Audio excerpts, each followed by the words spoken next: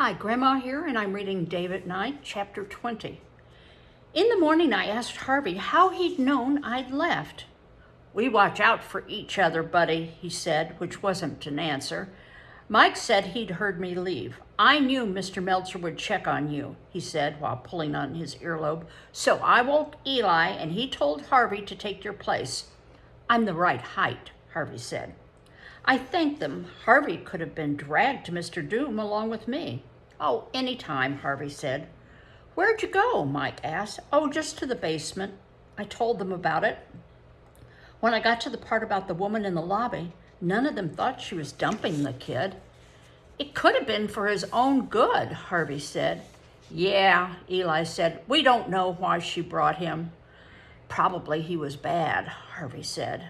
How bad could he be? He wasn't any more than 3. Or maybe he was sick. Maybe she was sick, Alfie said. She was dumping him. Nothing was wrong with her. Or he was sick, Fred said, and she knew we had a nurse. "This is the last place to go if you're sick," Jeff, his twin, said. "You'd freeze to death." Nobody said anything for a minute. "If you go outside again," Mike said, "could you bring back some food?" There'd be food at Irma Lee's party. I told them about it and said I didn't know how I could go with the prefects watching me so closely. Harvey said he'd pretend to be me again if I got out. "I'll cough till Mr. Meltzer comes and takes me to the nurse," Alfie said. "Can you cough whenever you want to?" I asked. Maybe it wasn't consumption. "Usually I cough because I have to," he smiled. "But I guess I could just do it, buddy." But Alfie wasn't able to help me. He had a real coughing fit during supper, and Mr. Meltzer took him to the nurse and did not bring him back. Then, while we were getting ready for bed, Mr. Meltzer started packing Alfie's clothes and school books into his suitcase. "Alfie died," Mike said. He was yanking on his pajama bottoms, which were twisted and backwards. Mr. Meltzer didn't say anything. Finally, Eli asked, "What happened to Alfie?" "They're sending him to another place. Fresh air, wholesome diet. He'll come back when he's better." "If he's better," Harvey said. "He'll die," Mike said, too softly for anybody but me to hear. "Where is he? We want to say goodbye." "You can't. He's outside in the doctor's car." Eli put the pajama top on quickly. "We're going to tell him goodbye." We all rushed to finish putting on our pajamas. I was ready, so I helped Mike get his pajama legs straightened out. 40 boys, all of us 11s, marched through the HHB, followed by Mr. Meltzer, who yelled at us to go back to our room. We passed a couple of other prefects who just stared. As we walked, Mike kept saying that Alfie might not die if he was somewhere else and somewhere better than the HHB. I didn't know. My friend Morty had died of consumption, but some people did get well. The doctor's Model T was parked outside the gate. Alfie was going to get a lot of fresh air on the way to the fresh air place because the buggy didn't have a top. He was in the back seat, and the nurse was tucking a blanket around him. When he saw us, he poked an arm, I turned too many pages, out of the blanket to wave. He didn't look any worse than usual, and he wasn't even coughing. I wish we could grab him, bring him back upstairs. How do we know they were really taking him to a place that would make him better? Places like that had to be expensive, and I didn't think anybody would spend much on an orphan. The doctor says they have horseback riding upstate where I'm going, but I may not. He started coughing. The nurse closed the door, and the car drove away. Alfie waved and coughed while we yelled goodbye and hollered that he was getting a good deal, that those horses better watch out, and that he should get fat and bring food back for the rest of us. Later in bed, I thought about Papa and Alfie mixed up together. I thought about how people seemed to vanish when they died. It felt as though Papa had disappeared, even though I saw him go into the ground. And now Alfie had vanished, even though he hadn't died. Not yet, anyway. Alfie was a hole like me, and nobody ever came to see him on visiting day. He didn't have any brothers or sisters to miss him if he died, not even a deserting rat of a brother. Well, we'd miss him. His buddies would miss him. Then I got mad at myself for thinking of him as already dead when he'd probably be back in a few weeks with roses in his cheeks. I rolled over and tried to fall asleep. I felt so tired, like my bones were turning to ice jelly. If Papa's carving had been sitting on the floor 5 feet from my bed, I wouldn't have been able to stand up and get it. And then I remembered Irma Lee's party. I'd forgotten about it in the commotion over Alfie. Well, I couldn't go. I couldn't get out with Mr. Meltzer on duty. I didn't feel like trying. I was sorry I couldn't tell her why I couldn't come. But I wasn't sorry I couldn't go. The last thing I wanted was a party. The lump in my throat was the size of an orange. I wish I could cry, but I couldn't. It was too cold to cry anyway. My tears would freeze. I stared down at the tiled floor. I hated everything. I hated Alfie for leaving. I hated Papa for dying. I hated myself for being an orphan, for being cold, for not being able to fall asleep. The next thing I know, somebody was shaking me awake. I opened my eyes. It was Mr. Meltzer. I was terrified. There'd been a telegram. Gideon was dead. I would tell from the breathing around me. My buddies were awake. Mike was unusually still. What? I whispered. Get dressed. I was right. It was a telegram. I had trouble getting my knickers on. Finally, I was dressed. I followed Mr. Meltzer out. Sally and Bandit were in the hall.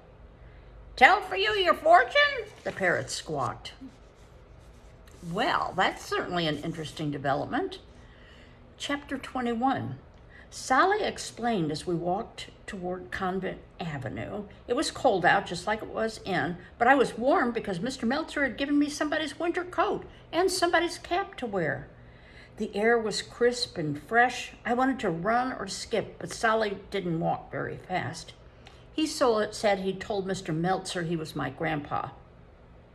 I said your cousin had just gotten married and they wanted you at the party.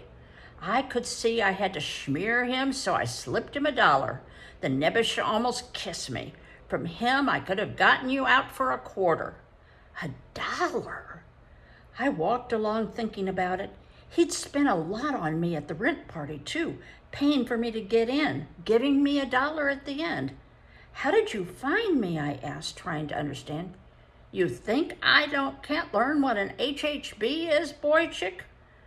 The parrot squawked, boy chick. Sally was the nicest grown-up I'd run into in a long time. He knew how much I wanted to go to Irma Lee's party, so when I didn't show up when we were supposed to meet, he came and got me. Thanks, I said, and repeated thanks. Oh, think nothing of it. It was swell being out and not having to worry about getting caught. Mr. Meltzer would be waiting for us at 5:30. Sally said it was 12:30 now, so we had hours. Do you have any real grandchildren? Maybe I reminded him of a dead son or a grandson. My son, the Alrightnick, has 3 little Alrightnicks, a girl and 2 boys. One boy wants to be a banker. The other boy wants to own a factory. My granddaughter, Heloise, what kind of name is Heloise, wants a pearl necklace for her birthday. 9 years old, and she wants pearls. They did sound like kids who'd help their grandpa be a gonif. I'm going to run away from the HHB, I announced. Tonight? I promised that nebbish. Not tonight, after I do something.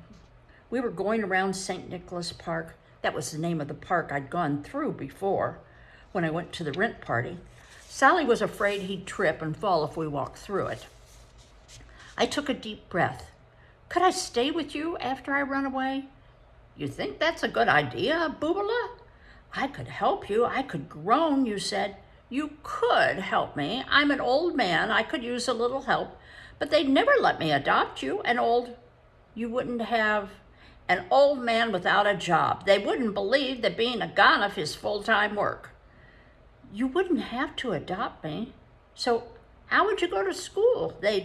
I wouldn't have to go. What if you got sick and I had to take you? I'm healthy. I wouldn't get. What if I got sick? No. I stopped arguing. He didn't want me. He had a million excuses for it, just like my relatives. I took it back about him being so nice. He probably had a reason for coming for me, which I'd figure out sooner or later. Well, it didn't matter about staying with him. I'd find a place, whether he helped me or not. Slow down, little boy. Chick, my legs are a lot older than yours. I waited, tapping my foot. He was shuffling along so slowly that by the time we got to the party, we'd have to leave again. Cars honked far away, but the streets were silent. A few parked cars, no swanky ones. Everything woke up, though, once we crossed under the L at 8th Avenue. People were in the streets, most of them colored. Lots of cars, lots of honking. We turned into 7th Avenue. Most of the stores were still open. We passed a pharmacy and a shoe store. A pair of Florsheim shoes in the window cost $8.85. Ida would have screamed highway robbery. She wouldn't have paid more than $6. Why are those stores open in the middle of the night? I asked before I remembered I was mad.